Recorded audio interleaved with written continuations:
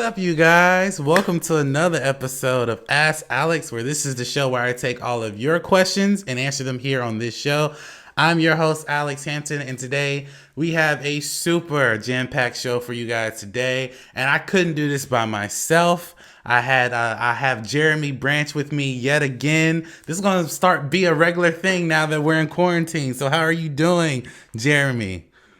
I'm doing good, man. Thanks for having me back. I've enjoyed doing the show. We didn't do one last week, but I feel like the 2 weeks prior to that we did, and it's been a really good time. I'm enjoying doing it. I gotta ask you what's going on underneath your hat. How's your hair situation? Man, doing? I feel like I'm past due for a haircut. Nothing won't show to everybody just yet. But you know what's so funny? Like I was just telling my wife, I said, listen, given the fact that literally every barber shop is closed, and I have my barber's number, but just to be safe, you know, I'm not going to, I can't contact him. And I'm like, my hair has grown so much. I'm considering growing my facial hair again, but then again, I'm like, well, I can control that, but I can't control my hair, my head hair.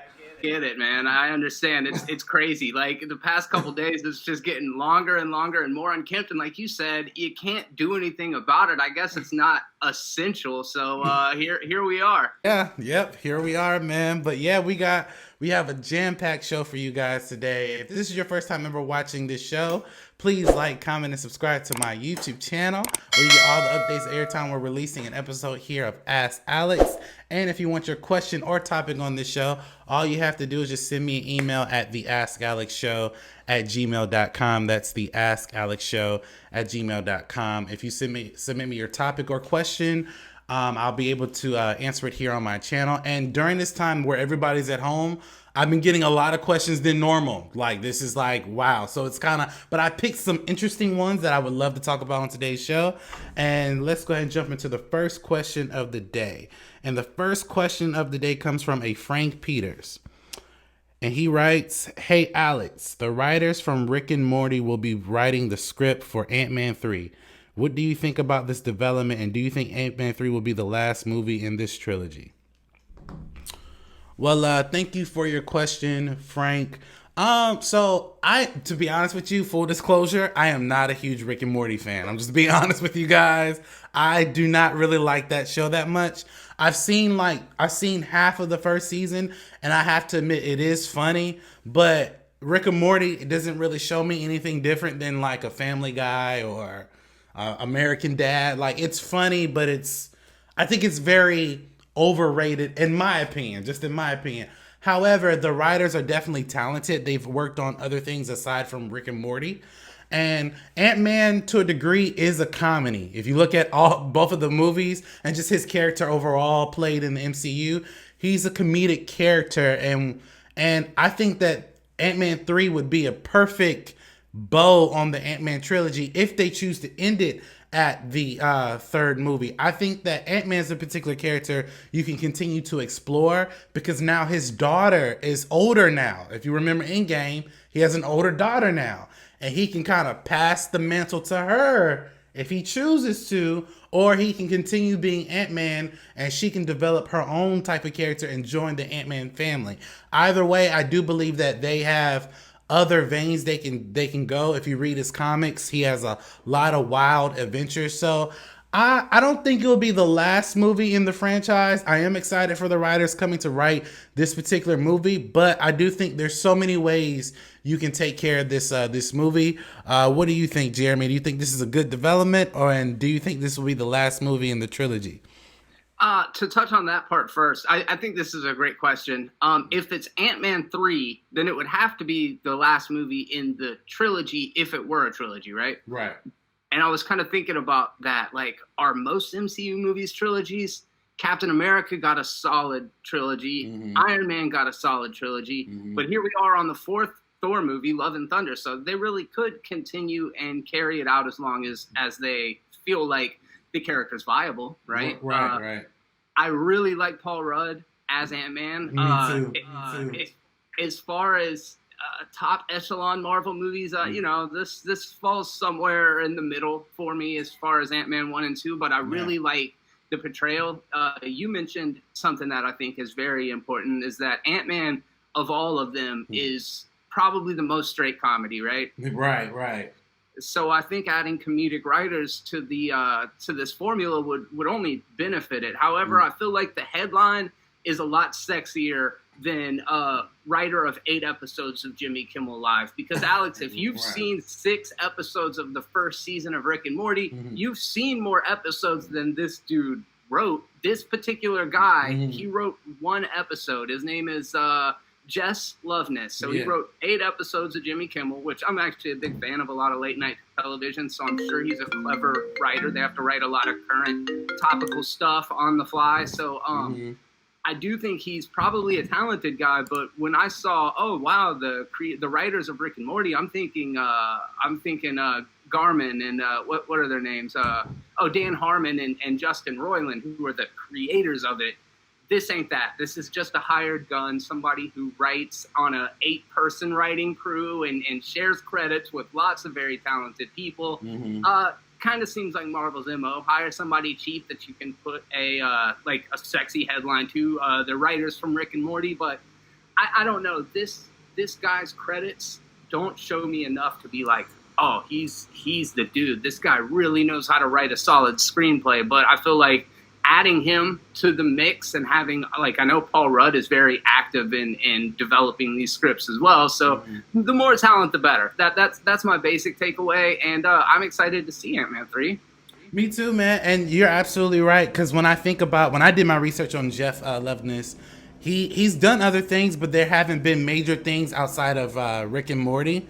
And like we were discussing earlier, that it is a comedy. And Ant-Man, out of all the Avengers, I mean, I can make a debate, maybe Robert Downey Jr. to a degree is a comedic actor. But Ant-Man, if you watch at least the first and really the second Ant-Man, nothing he does is serious. To be honest with you, like it's all taken unseriously, you know. Yeah. So, but what do you guys think? Do you guys like this development of the new of the Rick and Morty writers developing this script? Do you think this will be the last movie of this trilogy, or do you think that this movie will continue on? Jump into the comment section below and let us know your thoughts. Now, let's go ahead and jump into the next question, which comes from a Iris Peoples. And she writes, "Hey Alex, since the virus has changed a lot of things, do you think that Marvel's Phase 4 plans will actually happen? I think that some of this content will get canceled." Now, thank you for your question, Iris. So, now I can say this. I had an opinion about it when I first read the question, but literally last night, Marvel announced that they've moved certain dates around in Phase 4. So obviously Phase 4 is happening. To be honest with you, and I don't like to talk about like politics or anything, but given the fact that this virus has literally changed the whole world and how we are living at this point, there's no guarantee when we're going to go back to the movies. They're saying the earliest could be like mid-June, the latest, it could be latest August or September. The theaters are planning on, like Disney just announced that Mulan's going to be released in July. Well, if the world is still in shambles, we're not going to the movies in July. You know, almost every state is in lockdown to a degree. So, but to answer the question, do I think Phase 4 will be canceled? I don't believe that Kevin Feige would ever cancel projects that have already been developed. See, what you guys have to understand, that everything that he announced for Phase 4, majority of those scripts have been written. Majority of them been written. Majority of the pre-production is done. Like, keep in mind, Eternals is done shooting. They're just like, it's in post right now. And they were supposed to reschedule doing reshoots, but obviously given the situation, no one's recording anything right now unless you're at home. And everything else that's coming on Disney Plus, you know, I honestly believe they'll move Loki. I honestly believe they will move Scarlet Witch or WandaVision. What was it? The other Winter Soldier and Falcon and Winter Soldier. They're done shooting with that. They just had to finish a few more scenes, but they couldn't finish those few more scenes because the pandemic came out. So at the end of the day, I do think things will be moved around. I think Disney Plus will probably be the one that suffers because I do think that maybe She-Hulk and Moon Knight and Miss Marvel may not happen. I know they weren't supposed to come out in 2020, but they were starting preliminaries for that this year. So those things may not happen, but I can guarantee you the movies are definitely going to happen because those are their big money makers. The MCU averages about $1 billion a movie. Not every movie averages that, but majority of them do. So I do think that the Phase 4 will happen. I just think that Kevin Feige is strategically just moving things around, as they announced last night that they've moved dates around for each individual movie for this phase. But what do you think, Jeremy? Do you think that they will cancel Phase 4, or do you think that they'll just go in a different direction?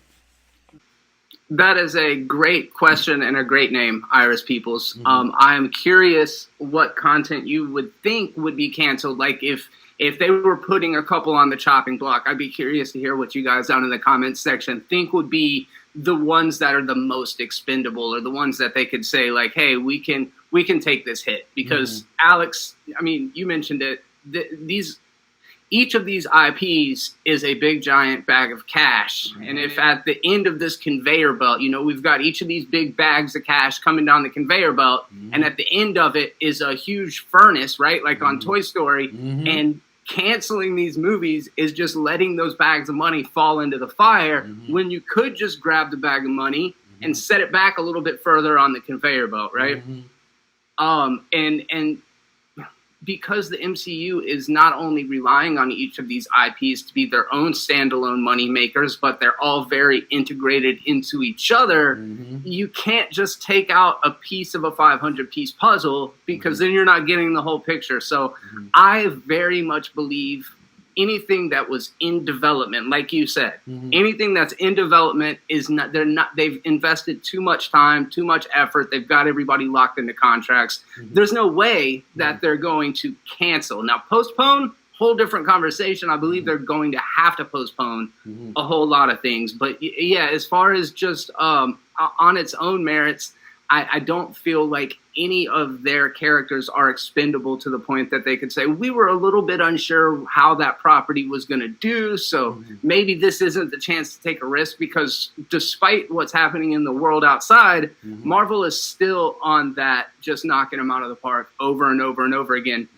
They haven't had that first misstep, so right now they're all confidence and all bravado. So I don't see any reason why they should really change course or get rid of anything that hasn't come out yet. Yeah, I agree. Like I said, like we were saying before, like it's a money bag. Like, if anything, the latest we will see any of these movies is next year or fall of this year. Sure. And I don't think that because I consider Kevin Feige and the people at Disney very smart people. I don't see the reason why they would cancel Phase 4. I mean, if anything, they may. Jeremy puts out a great point. What movies do you think that they could cancel? Because when I look at the slate of Phase 4, I'm gonna be honest with you, I can't. Aside from maybe some Disney Plus shows like Hawkeye, I don't really see them canceling anything that has anything to do with the theaters. I just can't see that happening. But what do you guys think? Do you guys think that they will cancel some of the content in Phase 4? Or do you think they'll just post everything? And if you do think they'll cancel something, what do you guys think they would cancel? Jump into the comment section below and let me know your thoughts. Now we got another question, which comes from a Jay White. And this question is a lengthy question. And I'm glad I had Jeremy on the show, because now you're not just getting my perspective. You're going to get someone else's perspective about this subject. And the question reads, hey, Alex, I've heard you say that nostalgic movies can be good if they had a really good, compelling story and a good director attached to the movie. However, I've also heard you say that Power Rangers is not viable in theaters because the premise is always the same and the concept of Power Rangers has never changed. My question is, do you think Power Rangers can ever be a successful movie franchise now that Hasbro has the rights to the property? Before we jump into this one, I just want to say that you guys are indeed lucky, because not only do you have two Power Rangers mega fans on this episode of the podcast, but probably two of the most well-versed and well-informed Power Rangers fans that you will ever meet. So consider yourselves lucky on that. Absolutely. Absolutely. And I 100% agree with what Jeremy just said. Jay, I want to thank you for your question. Now, I'm just going to do a few backtracking in terms of content.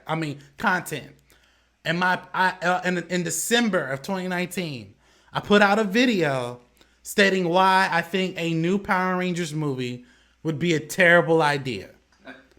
And I can't remember the exact episode of Ask Alex, but I had another question asking me, is Power Rangers a viable property? And I spent a good 5 or 6 minutes talking about Power Rangers, and I go into detail not only from reference from my previous video, but giving you the reason why. Now, if anyone has not seen any of that content, I will leave links in the descriptions below, but I will reiterate it for this sake, because I've actually had a small group of people who believe that they think I hate the concept of Power Rangers. I'm going to set this straight right now. And if I have to answer it again, I'll answer it again. Now, here's my thing with Power Rangers, and this is anything that I have not said before. Power Rangers is a viable property when it comes to TV and merchandising.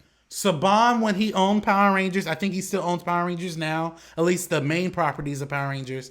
He has made millions of dollars just from the TV properties and toys. Like, he has made buku money from that, if not billions of dollars. I have met the original. The first time I met the original Power Rangers was in Pensacon in 2018. I met Jason David Frank, the Green Ranger. I met Walter Jones, the Black Ranger. I met David Yost, the Blue Ranger. I met Karen Ashley, the Yellow Ranger, and I met David Fielding, which is Zordon. I met those guys. I took pictures with those guys. I even had a good conversation with JDF for about a good 2 to 3 minutes about just the show. And I can tell you that as a fan of Power Rangers growing up, I love the show. Here is my thing with Power Rangers that I will continue to reiterate. There has been nothing about Power Rangers that raises the stakes of that property. Case in point, I pointed out in one of my videos of Ask Alex, all 3 of those movies that came out, the very first movie, the Turbo movie, and the recent 2017 movie, all those movies are different, but the concept and premise are very the same. What I mean by that is that, okay, you have teenagers who get powers. They fight bad guys. And then once the bad guys die, the bad guys get larger than life. They jump into Zords and beat them again. That has happened in every Power Rangers movie that we know of. The only difference is that I loved about the recent Power Rangers movie was the fact that you had these complicated kids who were not like straight A students, who literally dealt with things. And then when they found out that they were becoming Power Rangers, a lot of them were like, nah, I don't want to do this. Because that's how teenagers will react. They didn't know how to act. They didn't know how to assume the identity of taking on all this other crap that I have in my personal life, plus being a superhero. Like, that is a complex thing for a teenager to grasp, that the world is literally in your hands and you can change it. And that's the thing that I loved about the recent Power Rangers movie that came out. However, the concept of each individual movie has been the same. I bring up the example of Batman. With a Batman movie, you don't know what you're going to get. When you look at the Nolan franchise, all 3 movies, the relative concept is the same in terms of how Bruce Wayne became Batman. But each individual story is completely different. The premise is different. We see Batman and his own people get turned, like people in Batman's crew turn on him. Ra's al Ghul, anybody? That he came back to kill Batman when that was the guy who trained Batman. And granted, in the comics, it's like that. But at the same time, this is a realistic version of Batman. In The Dark Knight, you didn't know who to trust in that whole movie. If anything, you could have thought that Alfred could have been associated with the Joker, because that's how deep and dark that movie is. If you take the Batman animated series, right? Jason Todd turned on Batman. A lot of the original Robin, Dick Grayson, stopped being a superhero because he didn't like how Batman wanted to run being a superhero. Like the complex idea of Batman is so different, where every story that we see it's a revolving door of constantly breaking the premise, constantly breaking the concept. When you look at Power Rangers, that's never been the case. Nobody in Power Rangers never turned on anybody, except for maybe you could say in the original series, the Green Ranger, he started off as evil and then he became good. That's it. That's how all those little stories start to a degree. No one in Power Rangers has died, realistically. No one in Power Rangers has literally had the struggles, either drugs or alcohol abuse or anything that's real. No one in Power Rangers has done anything outside the box of the normal concept of Power Rangers. Why is it that they have to fight enemies as Power Rangers, then hop into Megazords and fight the same person again and again and again and again and again? And if you look at it, it's the same. Now, again, this is speaking as a fan. I am a fan of Power Rangers. I stopped watching, I think, when Jungle Theory came out. I'm not sure. But at the same time, I'm still a fan of the over nostalgic value of it. But I have proven by the number, and this is my last point. I have proven by the numbers of these movies. These movies do not do well in theaters. Power Rangers had the opportunity to do really well when it came out in 2017. And it did. And I liked that movie, and it didn't do well. Do you realize that Birds of Prey, even though Birds of Prey was not that great of a movie, that movie made more money than Power Rangers? Oh, wow. And nobody knows who Birds of Prey is. Nobody. But people know who Power Rangers are. I guarantee there are more people who know more about Power Rangers than the Birds of Prey. And the Birds of Prey still made more money than the Power Rangers. Bruh. And I'm just saying, and I won't say who, but I had somebody comment on one of my videos say that, well, Power Rangers deserves another shot because it's a reliable property, and when you go to Comic Cons, they have really long lines.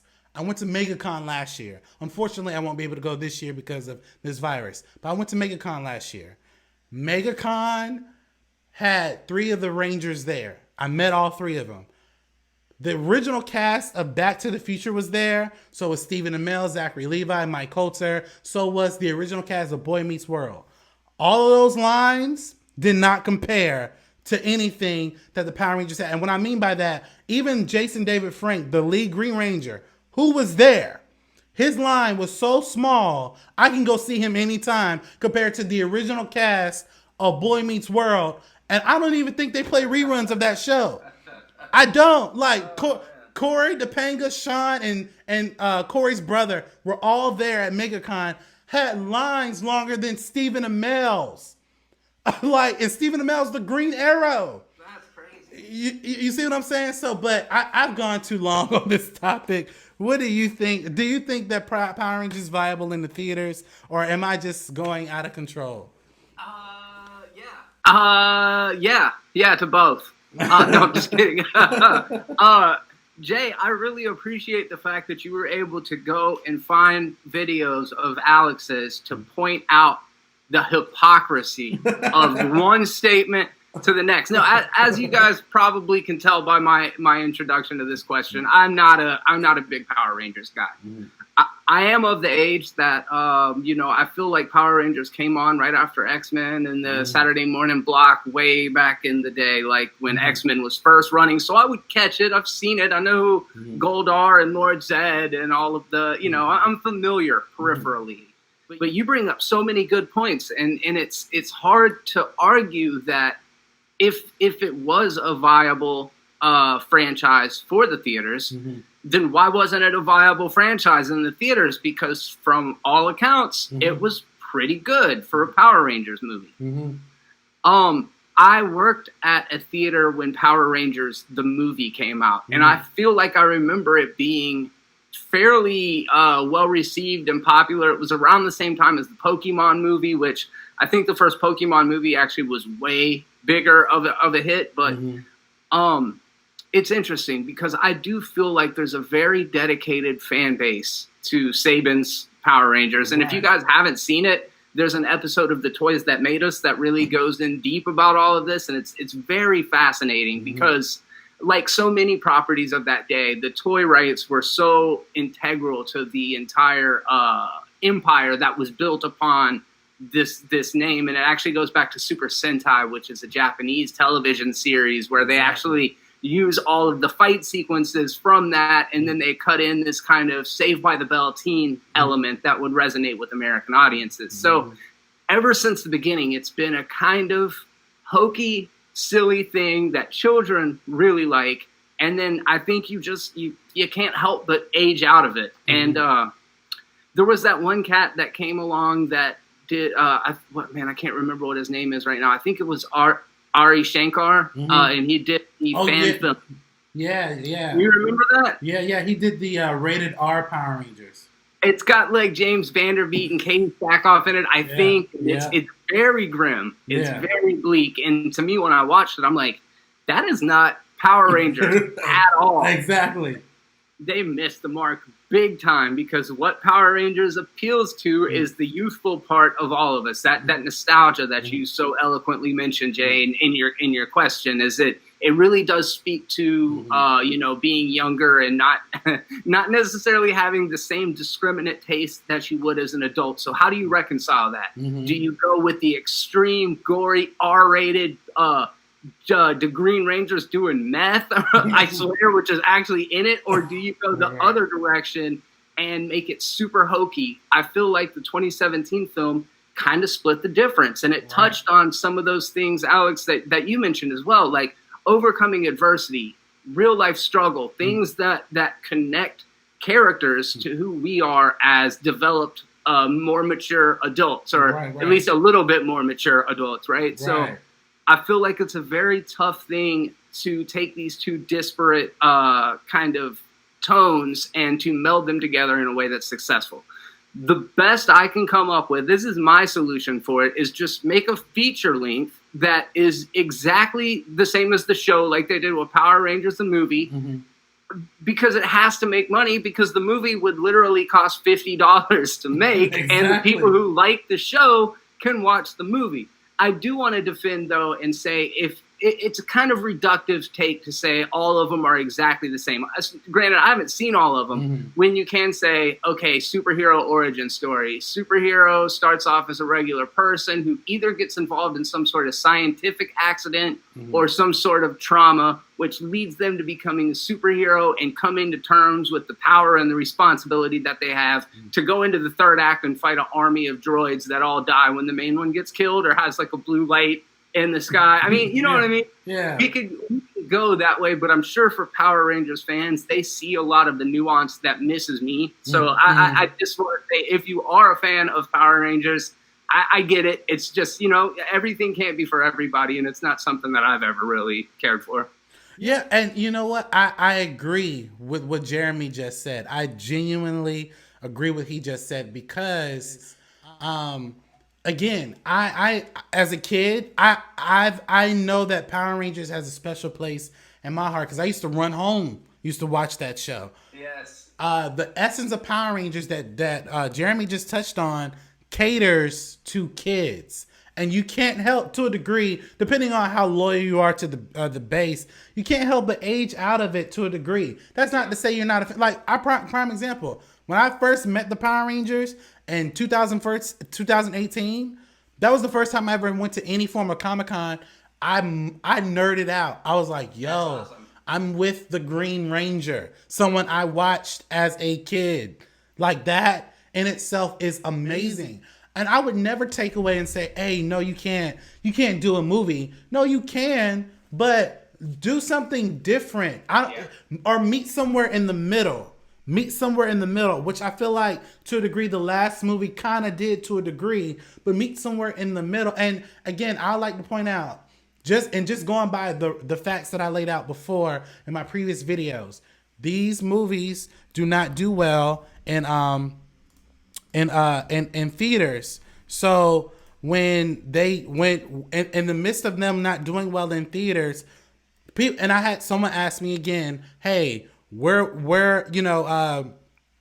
a lot of fans support Power Rangers. Okay, and my question was, well, where were all the fans Right. when the recent movie came out? Because if there were a lot of people who supported Power Rangers, and I'm with you on that, where were you when that movie came out? Because there should have been a sequel. There should have been a third movie. There should have been some form of support. And again, this is not me saying, oh, that movie should not happen. No, it should, but what are you going to do differently? That's my thing about it. But, what do you guys think? Do you think that Power Rangers is a viable property in the theaters? Do you think Hasbro deserves a shot at remaking this and changing it in a different way? Jump into the comment section below and let me know your thoughts. And we're going to jump into the final question of the day. And the final question comes from a T Melody, or I don't know if it's like T, like actual T, or Tia, I'm not sure, but Tia Melody. If I got your name wrong, I do apologize. And she writes, "Hey Alex, what are some good TV shows to watch during this quarantine?" Well, thank you for your question, Tia. Now, me and Jeremy came up with a really good list of movies to watch last time we were on, and honestly, I only have about 4 shows to recommend, only because I don't do that much TV watching like I would want to. But the 4 shows that I have, which you can find on your streaming service, you don't have to leave the home to get. The first show I have to recommend is Hawaii Five-0. It's on CBS All Access. They finished their series on Friday, and check out the video I'm releasing today or later on today about me just thanking the series for being out so long. But Hawaii Five-0 is a dope series to look at on CBS All Access if you have that service. Another one is Ozark. Ozark is on Netflix. I recently started rewatching it again, and I actually really like Ozark. It's odd, it's creepy, it's very compelling. So I would definitely check out Ozark. Another one I found on Hulu. I actually recently started watching this. It's called SWAT. It's a crime drama, police procedural with I forget the main actor, Shamar Lamore. I forget his name, but he's a really good actor. He was on Criminal Minds, and he's the headliner for this show. And I believe he's actually directing and producing some of the episodes of this show too. And I've been into the first season, and I love it. It is freaking amazing. Definitely check out that show. And the last show that I have that it's like a show I've been watching as a little kid, is Frasier. I love Frasier.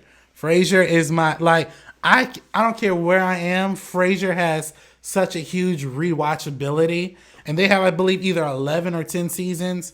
Watch that show. It's one of my favorite gems that I've been watching for all of my life. But Jeremy, what shows do you have that you would recommend for a quarantine? I think those are great recommendations. Ozark in particular is one I've been meaning to get to. I'm a big fan of Jason Bateman. And if you guys that are watching this want to see some more work that he's done, in addition to Arrested Development, he was recently starred in and directed the HBO series The Outsider.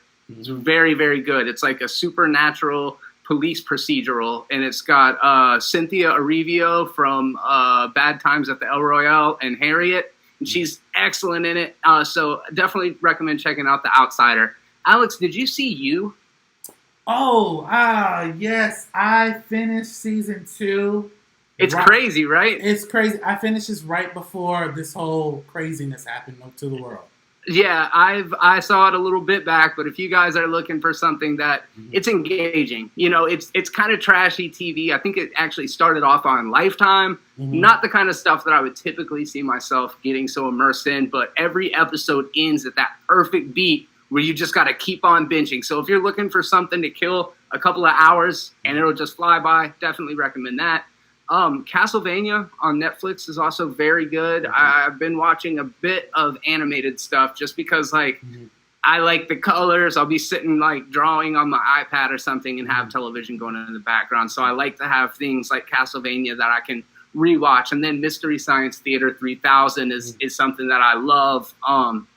Any of you guys that are here in the Pensacola area, where I know Alex has some friends and family, the episode 2 of the new Mystery Science Theater 3000 is based on a film called Atlantic Rim, and it was all shot here in Pensacola, Florida. So you guys definitely, that's pretty cool. Yeah, it's wild to see this movie. They're at a Mardi Gras celebration, and they're just walking down the street on Palafox. So, dude, if you hadn't seen it, you should check that out. Community recently got released on Netflix. I love this show. I've seen it every episode 3 or 4 times. Kind of kickstarted Donald Glover's career in a lot of ways. Allison Brie from Glow is in it. Joel McHale, who used to host The Soup. I'm telling you guys, like, you don't already know. Community's fantastic. And then I've been actually talk about earlier when I'm talking about how you grow out of stuff. I've been rewatching the original DuckTales series on Disney Plus. It's so good. It is. And actually, I like the remake pretty good too. I have not seen the remake. It's good. It's got a really clean, refined art and animation style. When you look at them side by side, you can tell which one is hand drawn versus which one is digital. You go back and watch a lot of those 90s era cartoons, and they're cranking them out at a really high volume. So sometimes the animation's a little bit spotty, and the new ones, super polished, super clean. So anyways, I really like that. And then for the 5 of you guys that have Apple TV, I don't know if anybody has Apple TV but me. But there's this show called Servant, and it was created and directed by M. Night Shyamalan, based on somebody else's script, and it is so freaking creepy. It's like super dark. I don't even want to get into what it's about, but it's got Toby Kebbell, the guy that played Koba in the Apes trilogy. He was also in Kong Skull Island, the guy that gets killed. That one guy that gets killed, other than the other guys that get killed. And who plays the wife? Doesn't matter. Can't think of it right now. Super creepy. I wouldn't recommend expecting parents to watch it. I wouldn't recommend young parents to watch it. I don't know if any parent should watch it, but if you're just like looking for something that's super unsettling, super creepy, but produced very well, check out Servant on Apple TV Plus.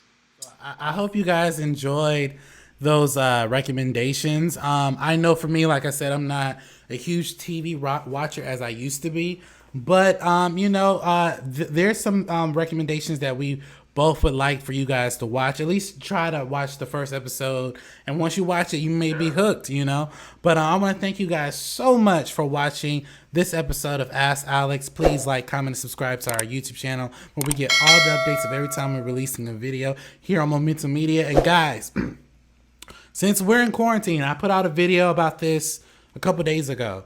If you're a content creator, or if you are just a creator of any kind, and you're stuck at home because you can't go to work, and or either if you just work from home but you still have a lot of time at home, this is the perfect time for you guys to create content. I told Jeremy, I told a couple of my other friends that I am going to be putting out almost content every day this month, because this is something that I believe that I can do, and if I want to get as big as everybody else, I have to grind and do this. Yes. And I'm encouraging not just myself, but you guys who are content creators to do this as well. So I want you guys to really take heed to that. And if you have the time, take the time to create anything. It could be anything. So just create that. And also, thank you guys so much for watching this amazing episode of Ask Alex. And I'm not going to ask anyone to donate to Patreon, because, again, we're in some trying times. However, if you can support us through following us on multiple social medias. Jeremy, where can they find you on social media and on YouTube? Be terrible on Twitter and Instagram. Movies Are Terrible on YouTube. Check out Westworld Season 3 and hook your boys up with some suggestions down in the comment section of things that you think we should watch, because I'm definitely looking for the next thing as well. So, Alex, I appreciate you having me, man. It's always fun.